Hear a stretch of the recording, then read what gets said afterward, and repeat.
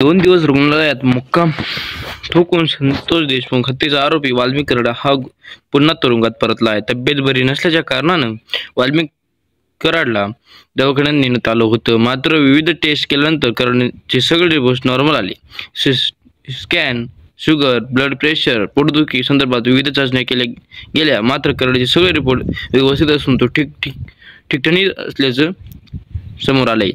अंजली दमनिया यांनी कराडला नेमका काय आजार झालाय, याचा कोणत्या तपासण्या झाल्या याचे डॉक्युमेंट्स सार्वजनिक करण्याची मागणी केली होती. त्याच्या काही तासातच कराडचे सर्व रिपोर्ट नील आल्याचं सांगत त्याला पुन्हा तुरुंगात पाठवलं गेलं.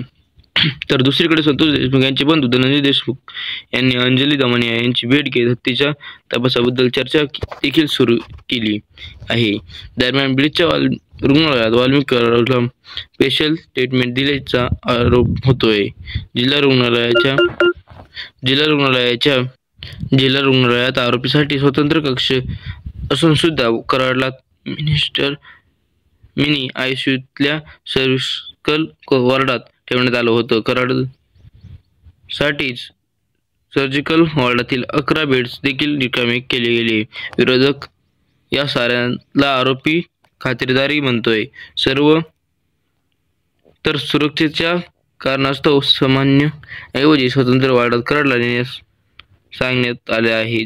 बीड जिल्ह्याच्या केज तालुक्यातील मसजूक गावचे सरपंच संतोष देशमुख यांच्या हत्येमुळे महाराष्ट्रातील वातावरण तापले आहे. या प्रकरणी आरोपीला अटक करण्यात आली तरीही अद्याप एक आरोपी फरार आहे. या सर्व घटनेवर मोक्का लावण्यात आला आहे.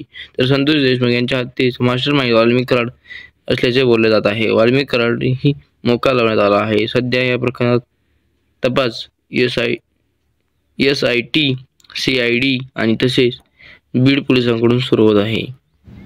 व्हिडिओ आवडला असेल तर व्हिडिओला लाईक आणि चॅनलला सबस्क्राईब नक्की करा आणि पाहत राहा आवाज महाराष्ट्राचा.